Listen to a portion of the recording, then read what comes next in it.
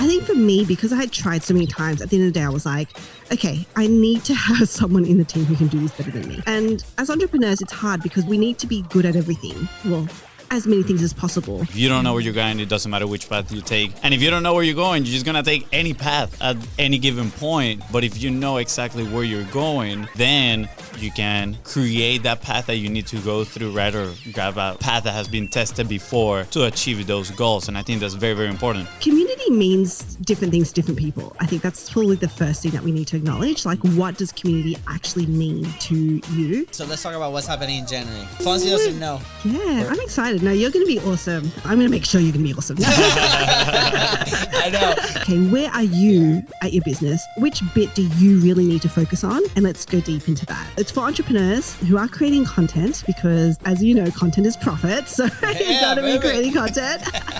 We've got some Hey, fresh new I'm young Luis. talent And doing some I'm things that I Luis. know you haven't And you're heard listening to the before. Content is Profit podcast. Listen. Hey, we got the kiddos cheering for us today. I almost missed that intro. I was like scrolling with rage. I was like, where is it? I can't find it. We are in episode 450, and FONZI does not know the intro yet. You know, there's only so much memory, so much things I can memorize in my brain. So Anyways, guys, I'm so excited because today's guest, she was in episode 378. We talked a little bit about her business and the solution in AI that they're working on, and there's been a lot of evolution since then, and we are having a surprise that is something that's super cool that's happening in January, and we're gonna talk all about this. But also, I'm very impressed on how, one, they've handled their community, two, how massive fans they have, like fans, evangelists, and people actually like using their product, which is one of the things, you know, when you come to technology. And also, she's become like this dear friend, you know. she's our event bestie. Event bestie. Yeah, she's one of our that's event it. bestie. Every time we go to the events, like her and her crew are there, and it's Yeah. amazing. We have a lot of fun. That's right. So, with that said, guys, please welcome back to the show our besties, Deidre.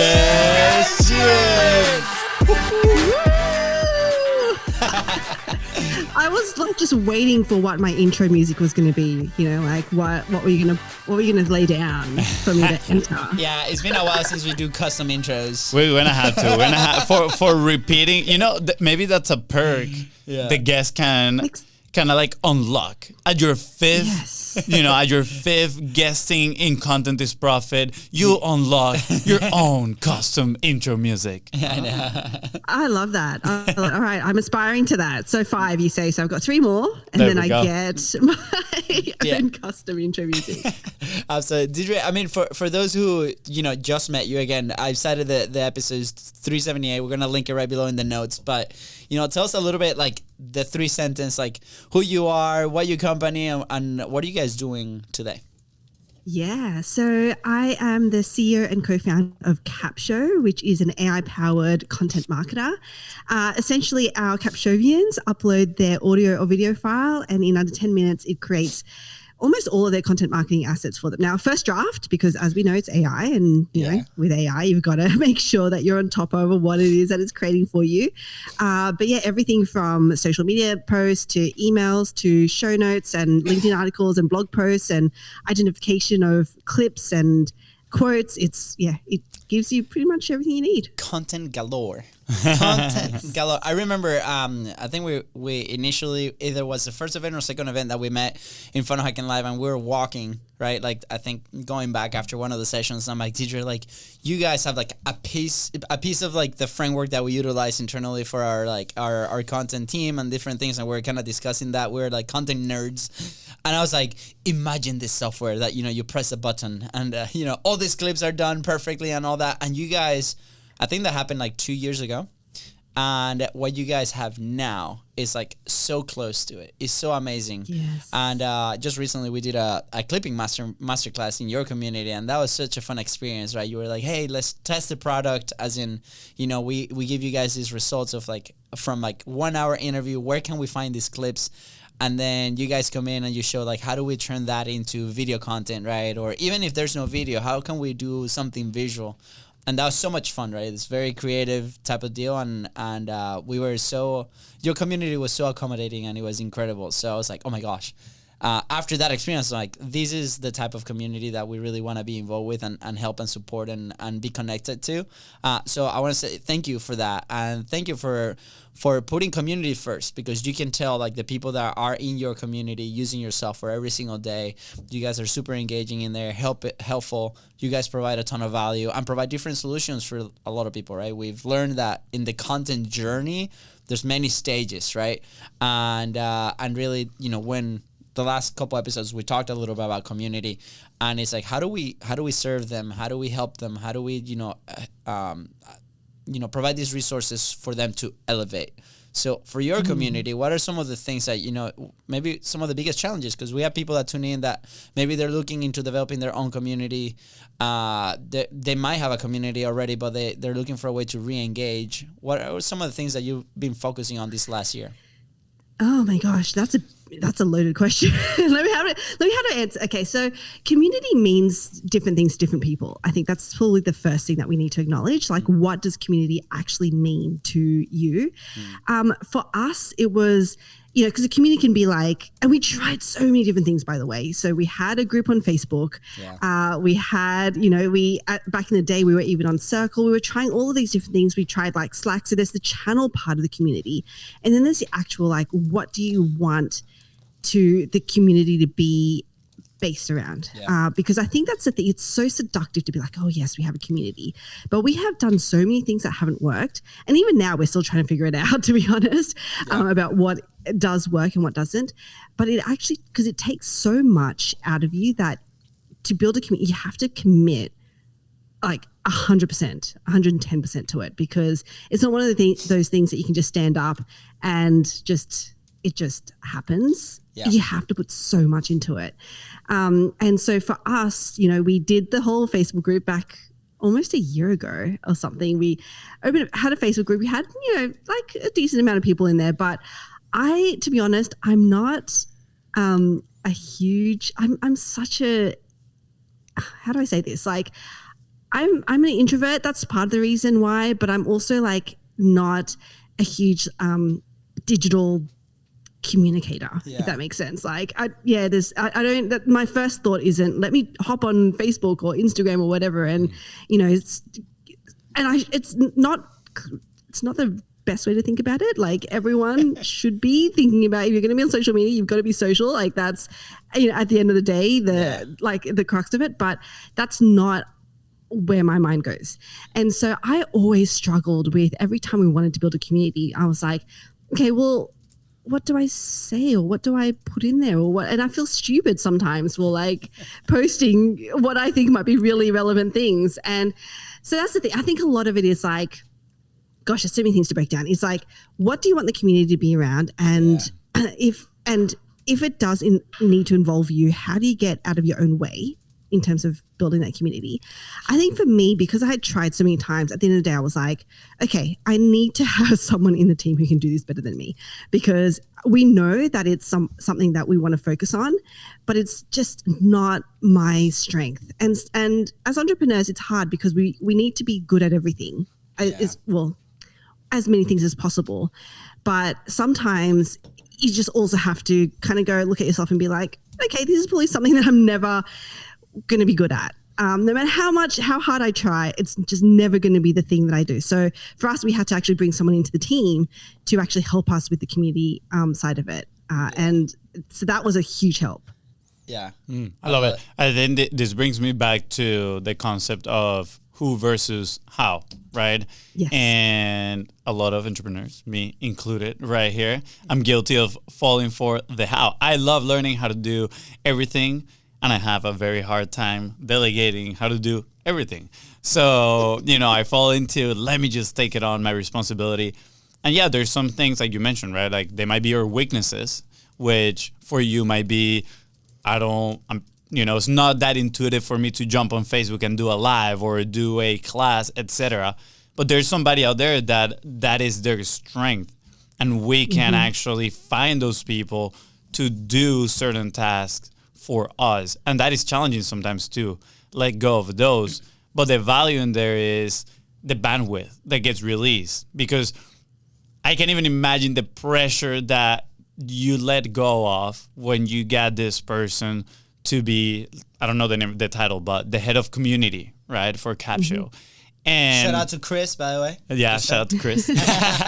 And, you know, like, I'm sure you are like, wow, I'm off. You know, I can take this off of my plate. Maybe there's some sort of reporting, right? Some KPIs that you, as, you know, the head of the company, needs to check to make sure the community is growing, that is engaged, etc. But now your mental bandwidth is free to take on some of the challenges that, you know, are either higher on the order of your business, or that, you know, that you enjoy doing, and you can provide more value because now you're doing it from a place of, again, enjoyment. Yeah, 100% correct. I've been listening about Oppenheimer. Shout out to Ben Wilson and How to Take Over the World. Is the last episode, by the way, super awesome. Very special podcast. And driving here, I was listening when he was recruited to the team that developed the bomb, right?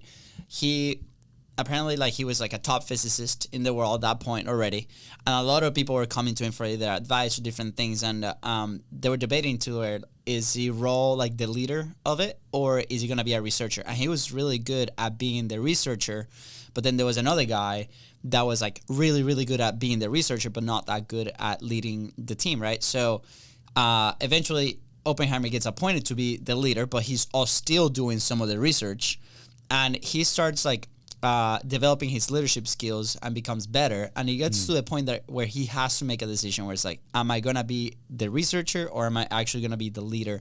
And his decision was, I'm gonna be the leader. And it was because he was really good at all the areas and he knew about everything, so he had like this amazing top level view of all the processing and all the things that they were working on. Even though he still was a really good researcher, he had to make that personal decision to be the leader and to make sure that then he could put the pieces in place. And he was not a natural leader. He had to actually learn to be a leader. He was actually very socially awkward during his life.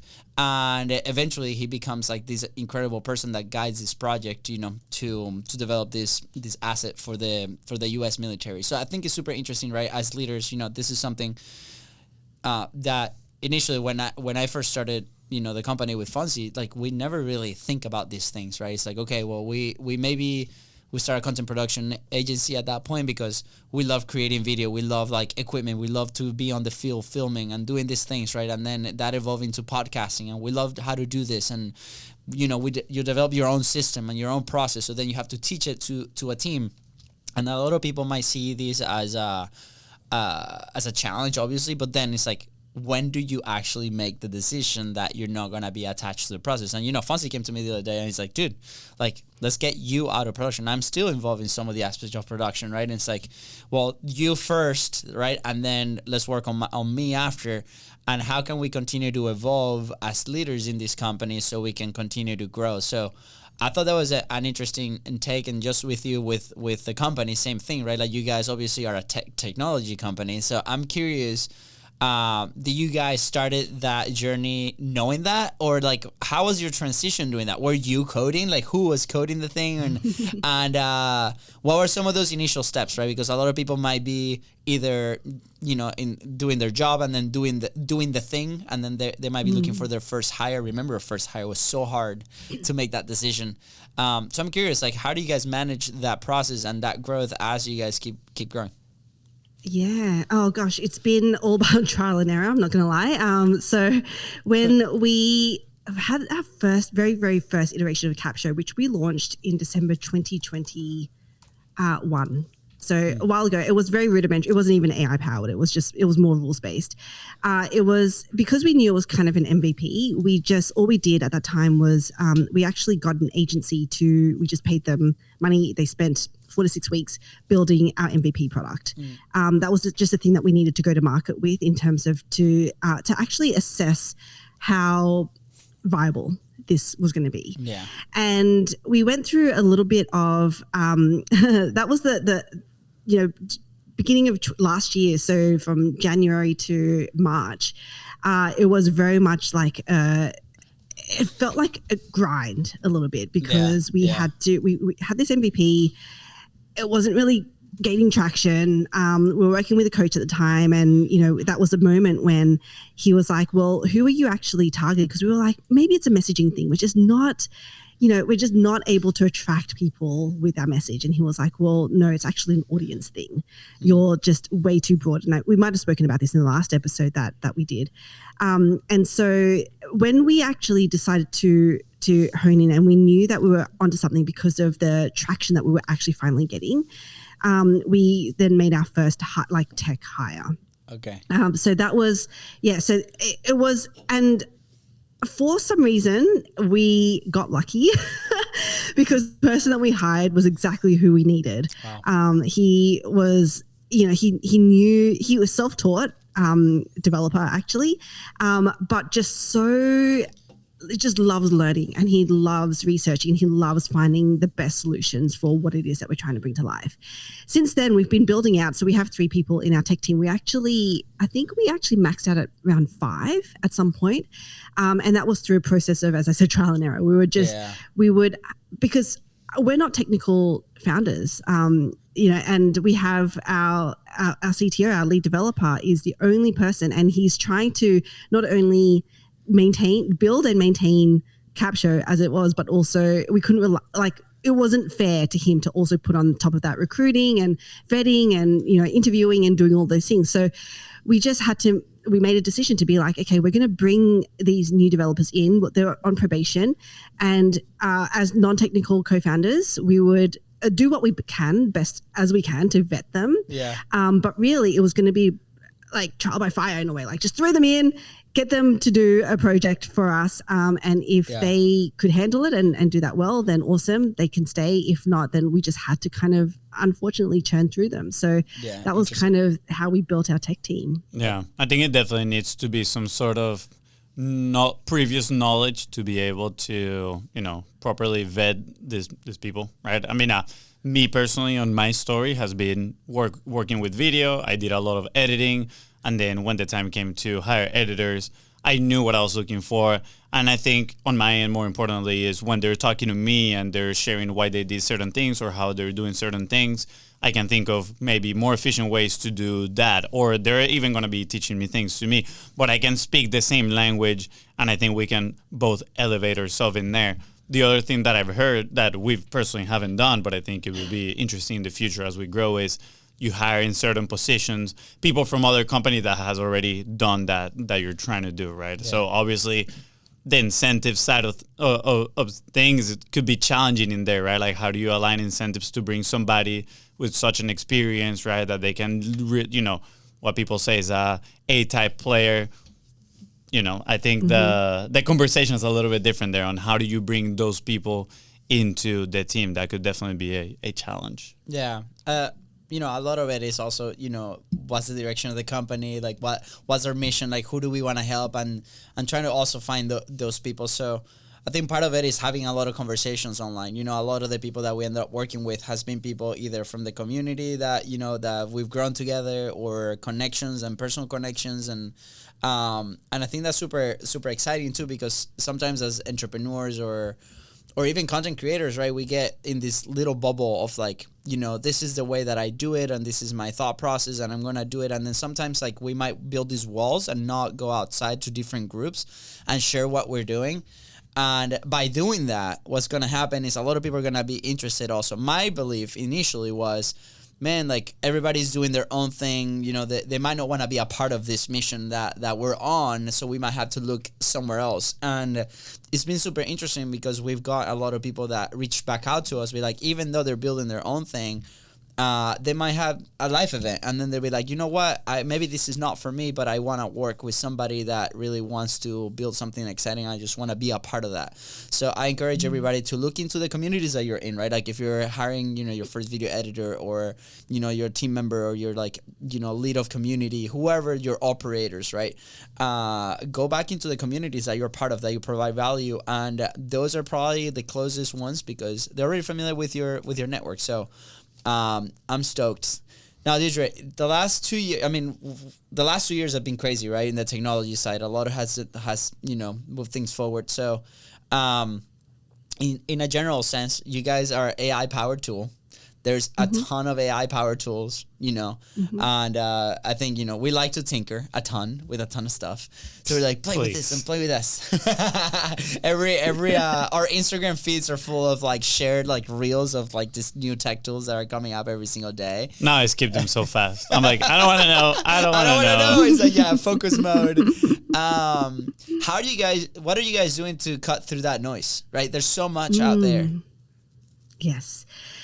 Oh, gosh. Okay. So at the end of the day, we had to think about, and this kind of comes back to even the initial conversation we're having around community. What is it that there's a few angles that you can come at this with. And the one that for us was like, we have to stay true to this is we always start with our values, right? Like, what is it that we stand for? Yeah. And at the end of the day, for us, there's two main, there's a lot of things, but two main things, which is success and delight. Like, how do we help our Capshovians succeed? And then how do we delight them in the process? And so even when that's everything from the product to the comms to community. And so even when we are looking to hire people in and to delegate, it's like at the end of the day, this is what success and delight. So you have full remit, Chris or Rafi, whoever's joined our team, to do everything in your power within your roles to help our Capshovians or the rest of our team members succeed and then delight them in the process. Yeah. And that's kind of like how we've been operating for the last year or so. And so that's always our starting point. And I think to come back to this question around like, how do we get the cut through? Like that at the end of the day is how we've been able to do it, because we are so invested in helping people succeed. So, the masterclass that you did with us, Louise, like that was by design because it was, because we had a new feature for sure. But at the end of the day, if people don't know how to use that feature, or they don't, like if we can't help them succeed in the thing that they're trying to do, which is how do I very easily and quickly create really compelling social, because I know I need to be on social media, but it's a pain in the, back side.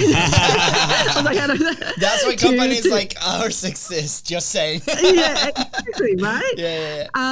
And so that's like, and so it was like, okay, who can we partner with who knows their ish and can actually help our Capshovian succeed? And obviously you came to mind around this. And so like that's really how we're getting the cut through, which is like they can see how invested we are in them because we truly are. That's our whole ethos. And that's what we're just always going to continue doing. Like, how do we just continue, even the way that the product is going to change, and it is going to change and it's going to iterate, it's going to be at the end of the day because we want our Capshovians to succeed. That's awesome. I like that North Star. That's been a conversation that I've had with my personal coach for a long time. It's like, what's that North Star? Initially, it's like there was no star. There's many, and there's like, how do we pick that one, right? And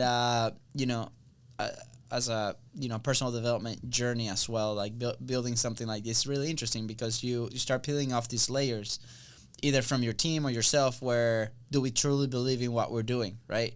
Like, why do we want we shared this story a while back, but it's like, why do we want people to publish? Why do we want to help them put their message there? For us was because it provided the opportunities to live a life that we want to live, right? It is giving us the tools to get to the point that we want to get to, and we want more people to experience something like that. We came from Venezuela. There's this whole backstory of things that maybe in the past would not be possible, and this is our way out, and we want to see people getting to that point as well. And that's something that we've been developing over the last, few years of doing something like this. It's not clear from the very beginning. It started as in like, we actually need some money to pay for food tomorrow, right? And but it continues to evolve, and I think that's something that drives a ton of people. So thank you for sharing that. Actually, I was listening to a podcast earlier today. Pretty good podcast. Lex Friedman, I don't know if you guys listen to it. His conversations are long, but I feel like I get smarter every time I listen to his podcast. And his guest, right, it was Jared Kushner. He said, and this quote is actually from Alice in Wonderland, but he said, if you don't know where you're going, it doesn't matter which path you take, right? And he was talking in the political context, but I think it aligns perfectly with business, right? And the value of having that North Star, right? If you don't know where you're going, it doesn't matter which path you take. And if you don't know where you're going, you're just going to take any path at any given point, right? Which can be shiny object syndrome, etc. But if you know exactly where you're going, right, then you can either create that path that you need to go through, right, or grab a path that has been tested before to achieve those goals. And I think that's very, very important. And going to our conversation last time, you were about to release Capsho 2.0, right, at that time. And I think that was your North Star at the moment. Now, obviously, you released it. Now you have the community. The North Star probably has evolved a little bit. But I'm curious, right, like what is now... It seems like you guys know where you're going. So I'm curious, now after Capsho 2.0, after starting the community and growing the community, what is that next step? Where are you guys going right now? Oh, gosh. Are you asking from a product perspective? From both. I would like to know from product perspective, from community, which we've been talking about today, well, right? First is definitely to success or delight. I mean, let's just start there. Yeah, those values. I like that. I like the fact that you have those values clear. Yeah, that is obviously at the end of the day what's going to drive us. It's really interesting when you say, we all start for different reasons. Definitely we always start from a more like selfish, and I don't mean that in a bad way, but like from a selfish reason, right? Like for you, it was, how do you make, and a lot of us do, it was just like, how do we make money? And for us, we started was like, well, this is a really cool problem to solve. And there's this really cool new tech, it's not even new, but like there's this new, I keep saying new, but there's this technology that we can plug into it, and then it goes into, okay, well, we have to start thinking a little bit deeper, and that's where 2.0 came out, because at the time it was like ChatGPT and stuff, like there was all of these, to your point, all of these AI solutions out there. So how do we start to differentiate yourself? And it was very much from a product perspective, where we were like 2.0 was going to help hopefully by putting more almost like barriers into it. It was just totally counterintuitive to make it less seamless in a way. It was designed like that so that people would actually be forced to interact with their content, and that's kind of like, we call that humane with AI, humane, humane editor, humane marketing. And now it's very much like even our evolution. So now what we're thinking about is, okay, that's been great. And we've been very much coming from a tool, like a product perspective. Now that we have people in our community and we're talking to them each and every day, it's like, we're coming back to what is the true problem that we're helping solve for. And that's going to be actually what's next for us, which is really going deep on the actual problem, like what's said, but what's also not said. Yeah. And how do we actually give people, our Capshovians, what it is that they need and want to get the result that they're after. So that's what's next for us. So good. And I want to tell you something that's happening in a couple months, by the way. So with you guys, that aligns with all of this. But before we go there, I'm curious, like, you guys have pretty big fans. I mean, we see you guys at every single event, and every time we go to your table, it's like this group of incredible people that are there, and they don't want to leave, and they're just chatting, and you're like, hey, have you met Luis? And they're like, but Capsho, like, and then they, talk so good about you guys, and I think, a level of a lot of brands would like to be at that level with like their power users or their users in general, right? Especially in a day of a lot of options, right? Mm-hmm. And that to me has been super exciting to see, and I respect you guys so much for it, because I'm like, man, like that's so cool that they're able to build that strong bond in many ways.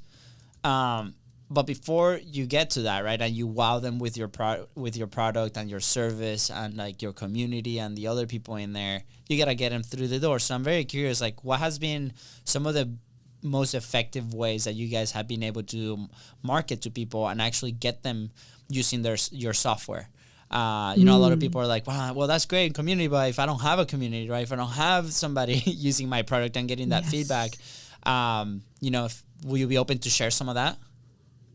Yeah, for sure. And this actually ties in with the thing that we're going to be announcing, because it actually, this question that you're asking is pretty much the core focus of what it is that we're going to be focusing on.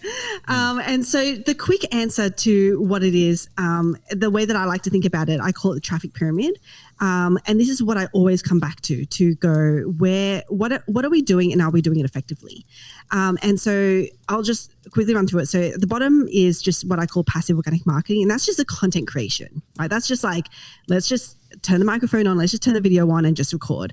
And let's just create the social media assets that we need. And we can put them out there. But then as you know, and everyone else knows, like there's only so much that just publishing does. That's almost the beginning. Because then we go into the second tier, which is the active organic marketing, which is how do we now activate those assets, those things that we've created to actually have them working. This is where optimization comes in. This is where, and that's why I said at the beginning, it's like, it's really bad when I'm on social media and I'm not, social, because that's actually how you have social media working for you, right? Like you have to be engaging and you have to be making friends on those platforms.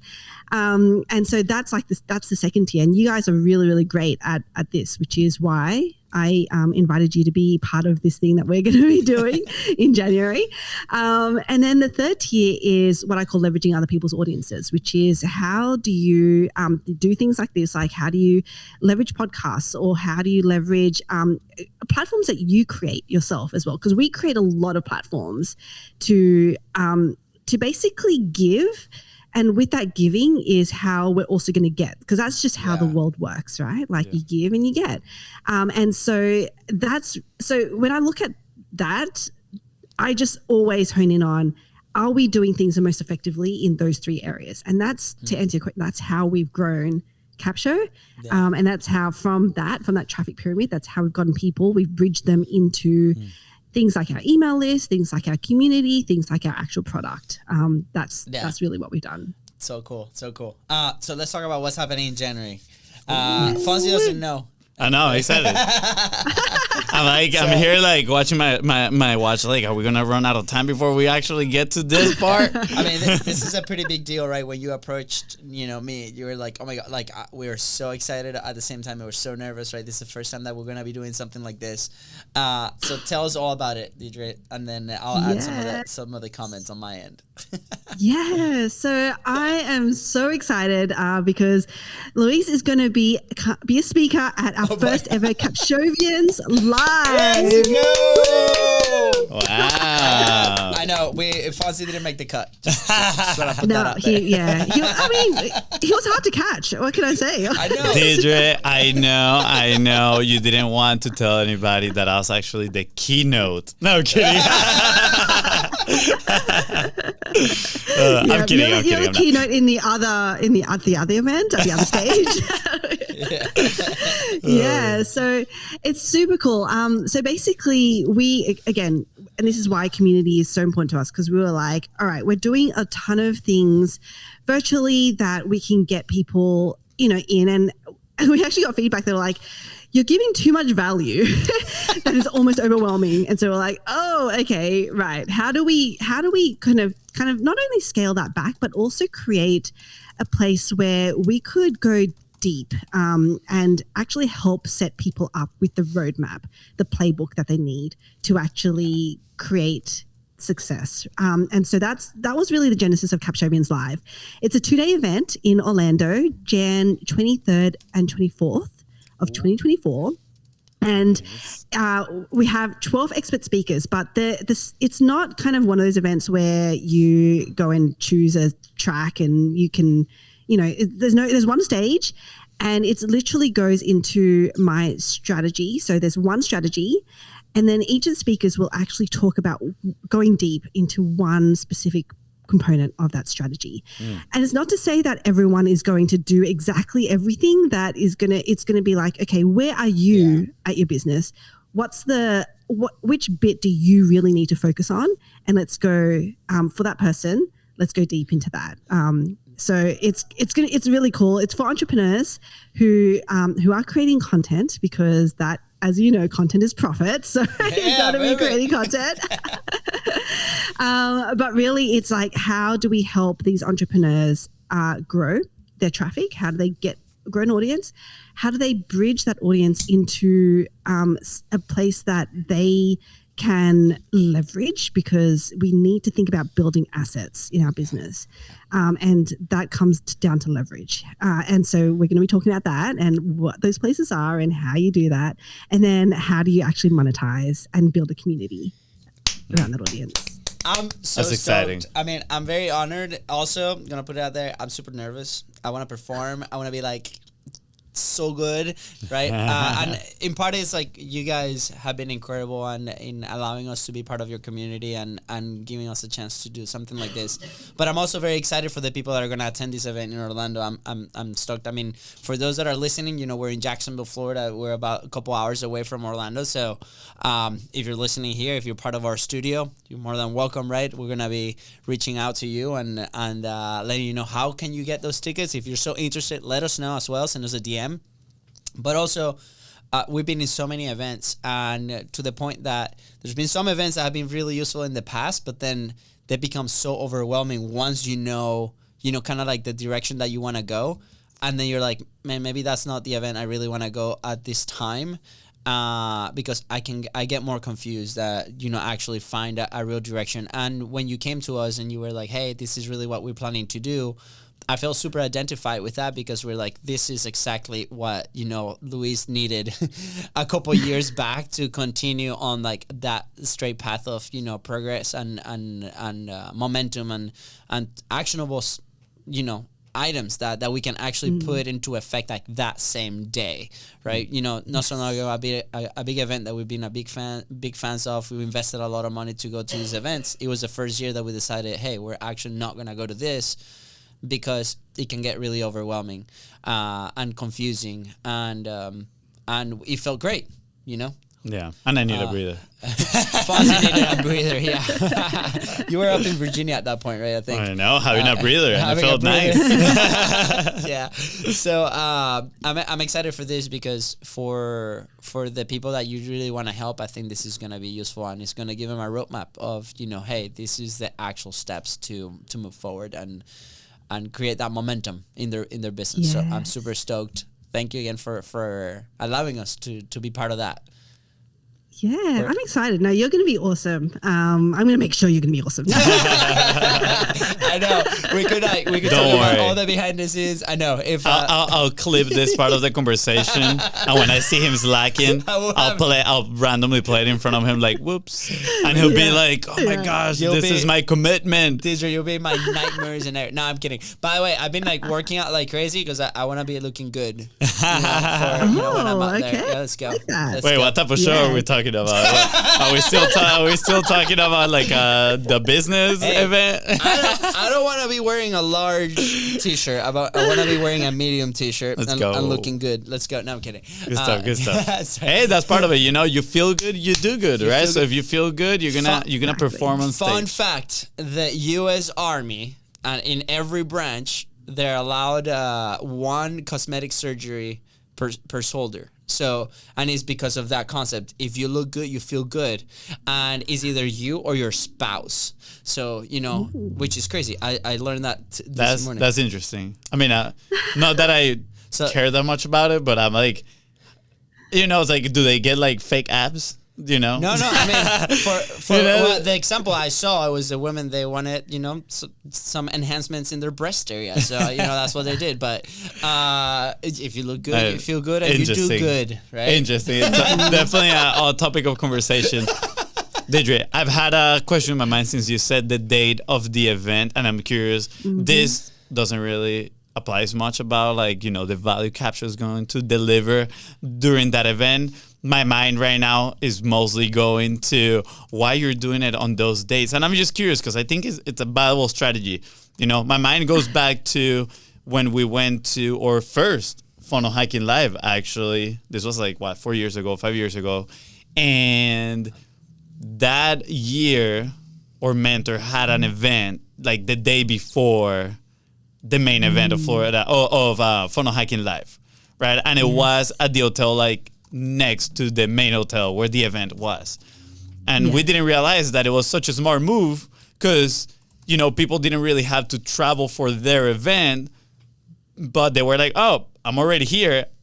I better attend this event. So he kind of like, piggy ride? Yeah, like piggyback. Yeah, he piggybacked from the main event, and they built theirs. And I was like, this is genius. Like, this is such a smart move, right? You bring in all the people under the same roof, etc. So I was curious, was that what you guys are doing? Because I'm pretty sure around those dates, there's a pretty big podcasting event. And I think there's a good lesson in here for people that are trying to grow anything, right? Which is go find your audience. Where is your audience at the moment, and what can you, attach to them at that point in time that you can promote yourself as well?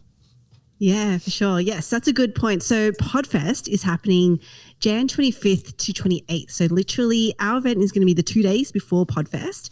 And that's also why for the first, because this is our event, Capsho Live is going to be a super intimate event, like super tight. That's why I'm like so excited because, each of the speakers, you're going to be able to hang out with speakers essentially. You're going to be able to go like, okay, I need to go deep into this particular thing. Like, help me out here. And so basically for the first 33 that sign up to Capsho Live, so we're capping it at 50 total. The first 33 actually also get a free ticket to Podfest as part of the Capsho Live ticket. That's cool.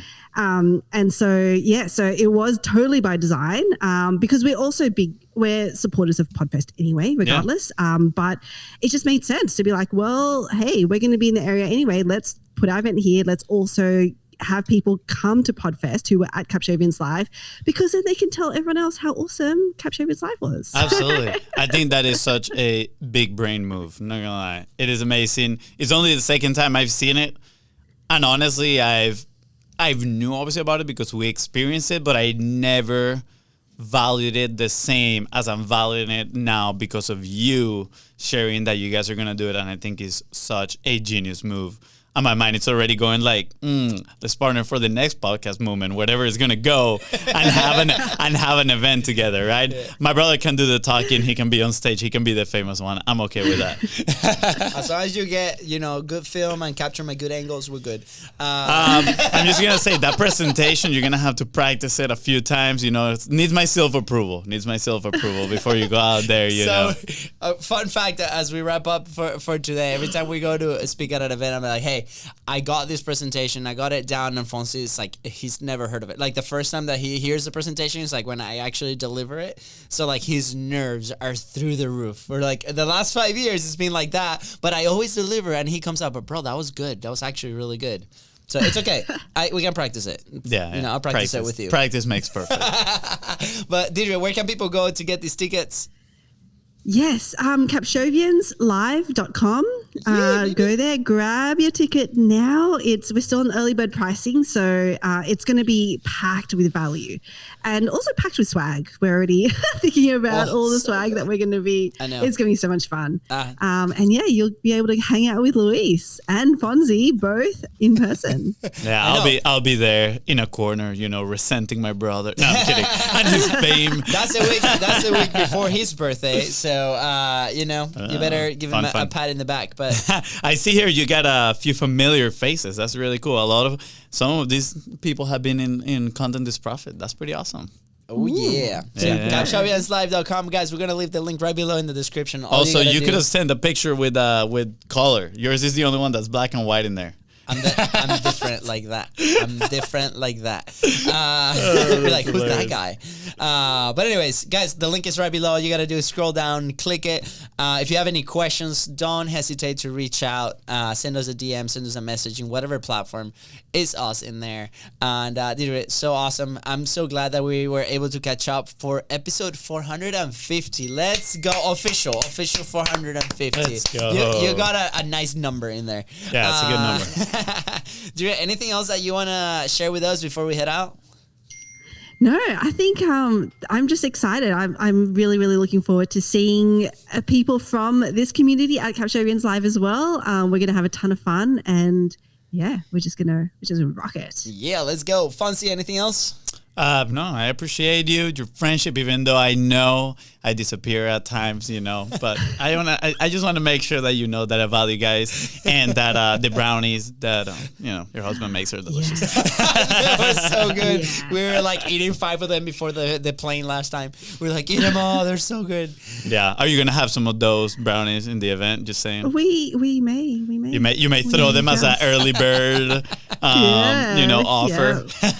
Yeah, we may have some different ones. I don't know. You'll have to come and You find have out. to come. Yep. Nope, I'm sold.